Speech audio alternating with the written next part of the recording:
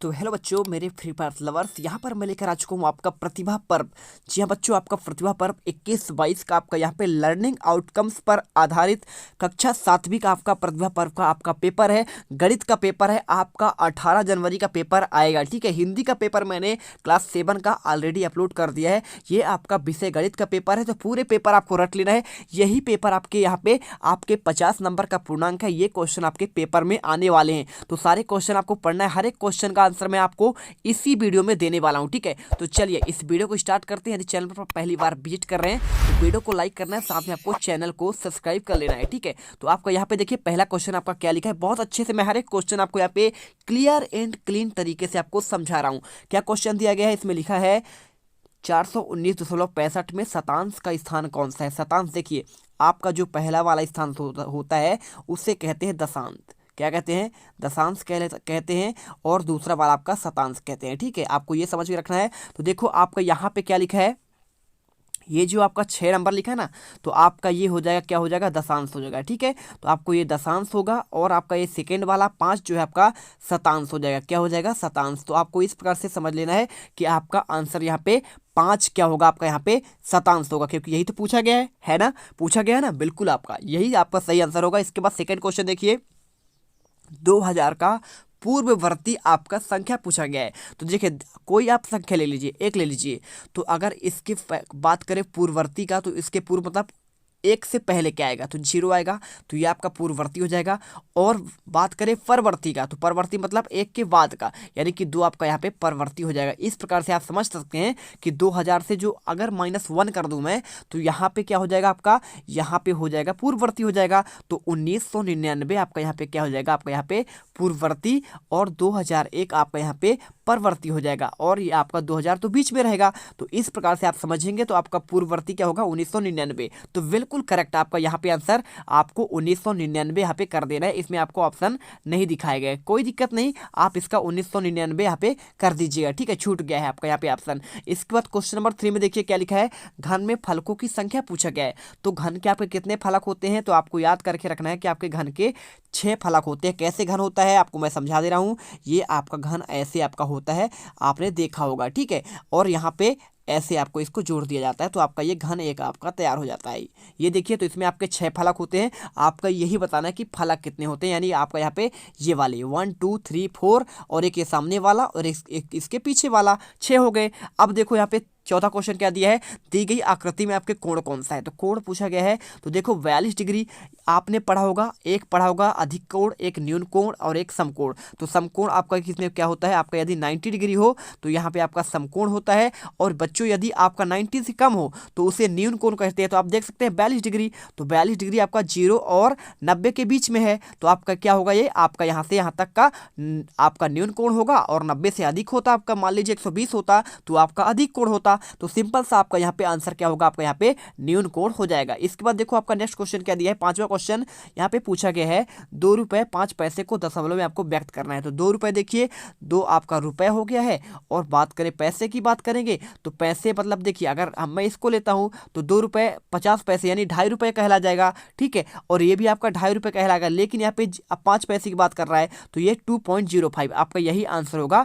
2.05 आपका यहाँ पे आप ऐसे इसको लिख सकते हैं। ठीक है, अब चलो 25 रुपये तो बिल्कुल होगा ही नहीं। इस प्रकार से आंसर ये निकल चुका है। वीडियो अच्छी लगे तो वीडियो को लाइक करना है, चैनल को सब्सक्राइब कर लेना है, क्योंकि मैं लगातार आपको यहाँ पे हर एक क्वेश्चन के आपके सोल्यूशन, हर सब्जेक्ट के क्वेश्चन आपके यहाँ पे प्रतिभा पर्व का दे रहा हूँ। ठीक है, तो यहाँ पे देखिए क्वेश्चन नंबर 6 में लिखा है 18 दशमलव आपका यहाँ पे यानी 18.5 और 12.59। ठीक है, आपका ये 12.59 है।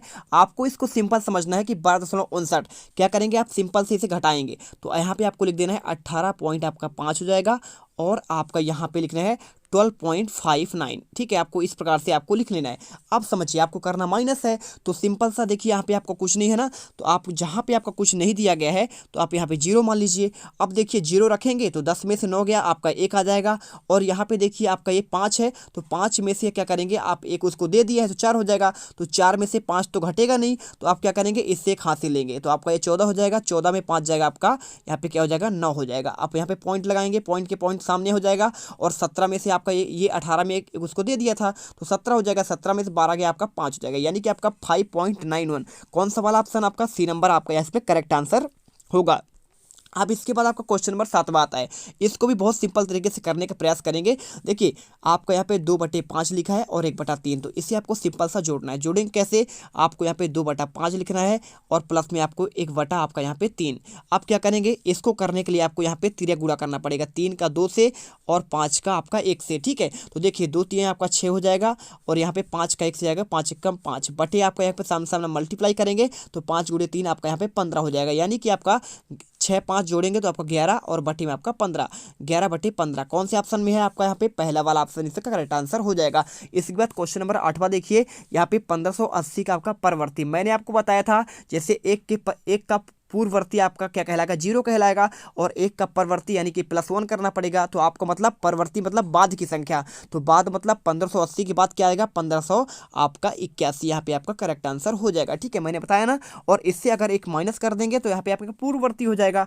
इस प्रकार से आपको करना है। क्वेश्चन नंबर 9 देखिए, 12 और 18 का आपको यहाँ पे महत्तम समावर्त निकालना है बच्चों। तो ये भी क्वेश्चन आपका बहुत सरल, कैसे करेंगे आप? चलो मैं आपको समझा दे रहा हूँ। देखिए आपको क्या करना है, एक आप ऐसे डंडा खींचेंगे पहले। ठीक है, एचसीएफ करने के लिए मतलब हाईएस्ट कॉमन फैक्टर करने के लिए आपको ऐसे निकालना है 12 और 18।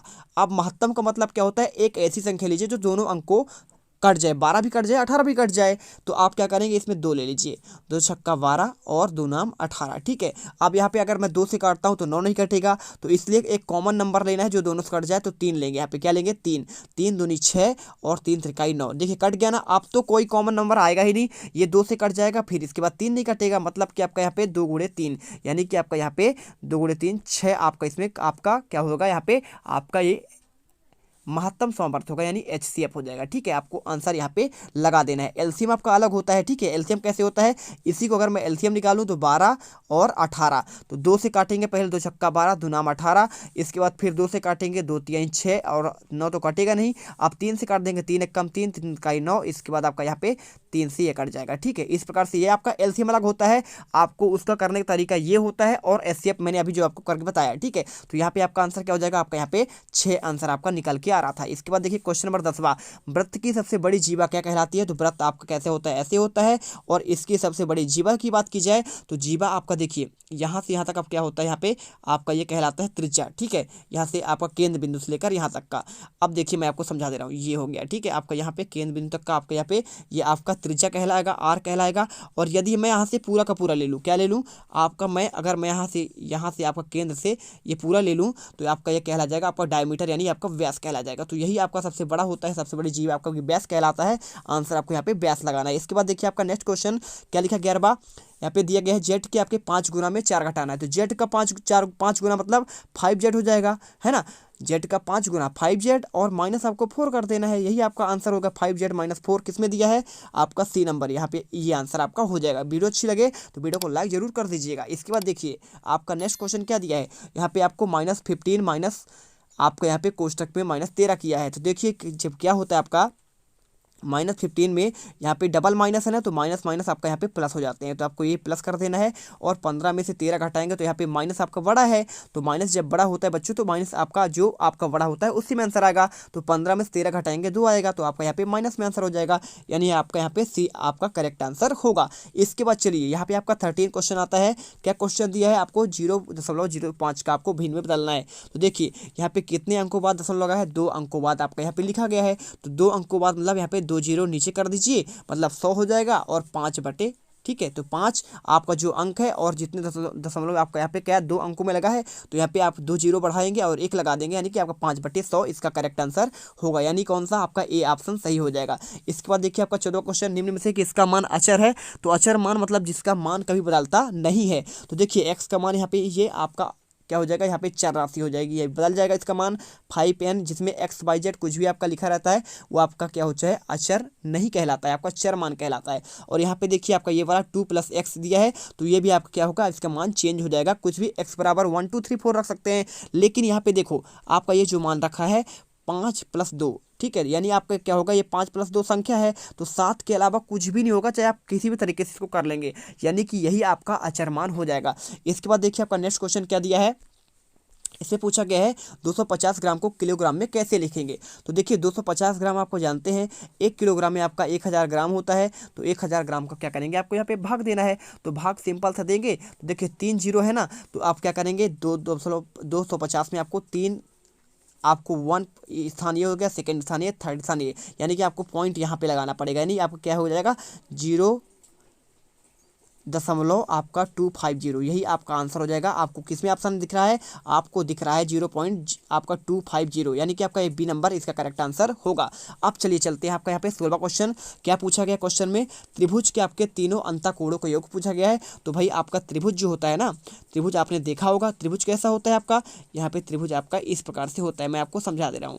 ये देखिए आप ऐसे देखे होंगे त्रिभुज, तो आपका ये त्रिभुज है, इसके त्रिभुज के तीनों कोणों का योग कितना होता है आपका यहाँ पे टोटल 180 डिग्री होता है। और चतुर्भुज की बात करें 360 होता है। तो आपको आंसर यहाँ पे बी नंबर पे लगाना है। क्वेश्चन नंबर 17 देखिए, 8 दिन में 960 रुपये कमाती है तो 10 दिन में कितने कमाएगी। तो पहले देखिए भाई 8 दिन में 960 कमाती है, तो इसको करने के लिए आपको सिंपल तरीके से क्या करना पड़ेगा, 960 में आप भाग दे दीजिए किसका 8 दिन, 8 दिन में कमाती है तो 8, देखिए 8 एक कम 8 हो जाएगा, और हासिल 1, 8 दूनी 16, यानी 120 रुपये कमाती है कितने दिन में, आपका एक दिन में। तो एक दिन में 120 रुपये, तो यहाँ पे 10 दिन में क्या करेंगे 120 गुणे 10 कर देंगे, तो आपको यहाँ पे आंसर निकल जाएगा 1200, आपका यहाँ पे करेक्ट आंसर हो जाएगा। आपको इस प्रकार से आंसर आपको सी नंबर पर लगा देना है। अब चलिए यहाँ पे आपका नेक्स्ट क्वेश्चन क्या आता है, 18वां क्वेश्चन, समद्विबाही त्रिभुज के आपके बराबर क्या होते हैं। तो समद्विबाही मतलब क्या होता है, आपका ऐसे चिन्ह होता है, ठीक है। तो यहाँ पे आप देखिए मतलब बराबर क्या होते हैं, यहाँ पे आप ये देखिए त्रिभुज देखे होंगे आपको, समद्विबाही ये आपका होता है मतलब दोनों भुजाएं बराबर होते हैं। आपका ये 5 सेंटीमीटर का है तो ये भी 5 सेंटीमीटर का है, मतलब क्या होते हैं भुजाएं बराबर होती है। तो आपको आंसर यहाँ पे 2 भुजाएं लगा देना है। इसके बाद देखिए आपका यहाँ पे अगला क्वेश्चन, निम्न में से 8 का गुणज कौन सा नहीं है। तो यहाँ पे आप देख लीजिए 8 का गुणज मतलब 8 के पहाड़ा में कौन सा नहीं आता है। तो 8 के पहाड़ा में आपका 8, 8 दूनी 16 भी आ जाएगा, 8 3 24 आएगा, लेकिन 6 नहीं आएगा, यानी कि आपका आंसर यही हो जाएगा। ठीक है, वीडियो अच्छी लग रही है, वीडियो को दिल से लाइक करो, चैनल को सब्सक्राइब कर दो, क्योंकि लगातार यहाँ पे आपको हम हर सब्जेक्ट के आंसर आपको प्रोवाइड करा रहे हैं प्रतिभा पर्व के। इसके बाद 20वां क्वेश्चन, एक घड़ी की सुई कहाँ रुक जाती है, क्योंकि 12 के नहीं लिखा है, यहाँ पे आपको से हो जाएगा। ठीक है, 12 से प्रारंभ करें और घड़ी की दिशा 3/4 घूर्णन करें। तो सिंपल सा क्वेश्चन, आप ऐसे करने के लिए 12 का 3/4 में गुणा कर देंगे, तो 4 3 12, देखिए कट गया ना, तो 3 इकाई 9, यानी कि आपका 9 पर जब होगी। ठीक है, तो आपको आंसर सी नंबर पर लगाना है। इसके बाद देखिए आपका नेक्स्ट क्वेश्चन क्या दिया है, 21वां क्वेश्चन, सबसे छोटी प्राकृत संख्या पूछा गया है। तो सबसे छोटी प्राकृत संख्या बच्चों, प्राकृत मतलब नेचुरल नंबर जो गिनने के काम में आती है, तो आप हमेशा 1 से गिनना स्टार्ट करते हैं। ठीक है, 1 2 3 4 5 ऐसे अनंत तक जाती है। ठीक है, तो मतलब सबसे छोटी आपका यहाँ पे 1 होगा, तो आंसर आपको यहाँ पे बी नंबर पे लगाना है। इसके बाद देखिए 22वां क्वेश्चन, वीडियो अच्छी बिल्कुल लग रही है ना, मजा आ रहा है तो वीडियो को लाइक करो। इसके बाद देखिए सबसे छोटी आपका विषम आभास संख्या बताना है। तो सबसे छोटी विषम आभास संख्या की बात करेंगे बच्चों, तो विषम अभाज्य की बात कर रहा है। ठीक, तो अभाज्य संख्या तो बात करें तो आपका 2 से स्टार्ट होता है, लेकिन आपका विषम पूछा गया तो आपका सम कहला जाएगा, यानी कि आपका 3 से स्टार्ट माना जाएगा। तो आपको विषम अभाज्य यहाँ पे आपको 3 आंसर करना है। इसके बाद 16 के आपके गुणनखंड बताना है। तो 16 गुणनखंड आप सिंपल तरीके से लगा सकते हैं। देखिए 2 दूनी 4, 4 दूनी 8, 8 दूनी 16, यानी कि आपका यही वाला आपका आंसर होगा।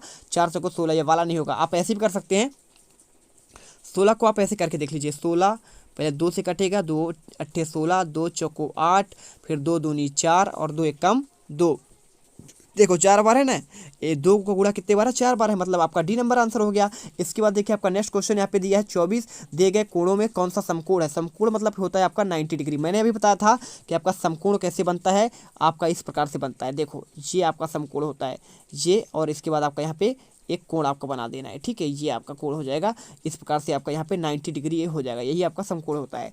ठीक है, आपको इस प्रकार से करना है। इसके बाद देखिए आपका यहाँ पे लास्ट क्वेश्चन 25वां, सबसे छोटी आपको भाज्य संख्या बताना है। तो भाज्य मतलब देखिए, भाज्य मतलब जिसमें कट जाए। तो देखिए 2 आपका यहाँ पे भाज्य नहीं होगा, लेकिन यहाँ पे आप क्या करेंगे 4 करेंगे, तो आपका यहाँ पे 4 आपका भाज्य संख्या हो जाएगा, 4 आपका कट जाएगा 2 से। ठीक है, तो इस प्रकार से आपका यहाँ पे 4 आंसर आएगा। और हमने सभी क्वेश्चन देख लिए, आगे क्वेश्चन जो भी हैं आपको नेक्स्ट वीडियो में बताया जाएगा। और यहाँ पे आपसे एक रिक्वेस्ट है, यदि आप चैनल पर पहली बार विजिट करो बच्चों, आपको बहुत फायदा होने वाला है आपके प्रतिभा पर्व में। तो सबसे पहले जो है फटाफट यहाँ पे वीडियो को लाइक कर दो, चैनल को सब्सक्राइब कर लो, और मिलते हैं नेक्स्ट वीडियो पर। जय हिंद, जय भारत।